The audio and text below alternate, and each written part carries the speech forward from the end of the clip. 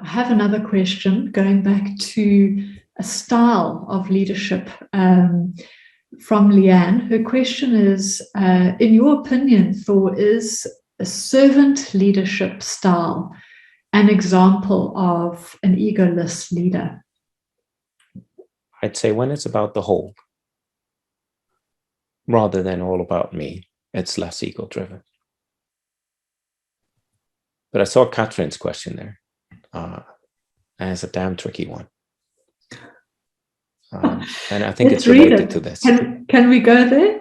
Yeah, it says, so how do we ensure that we're not just substituting a new ego story for the old one? Only now it's a humble, purpose-filled servant ego.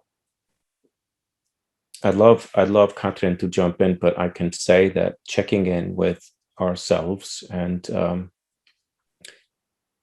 checking in with our intention and purpose, and really saying, is this a, what do you call it? The long con for myself to get what I want, but by playing a different game, or is it selfless entirely? And that's where the ego becomes so much more refined and slippery. Yes, it's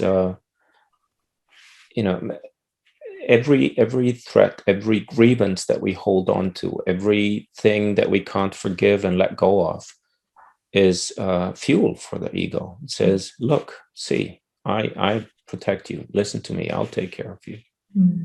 And so, some people will say, can we ever let go of that? What would happen to our sense of fashion and dress sense if we didn't have ego? Yeah, so Thor, that I'm a bit more radical there, right? I know. Yeah.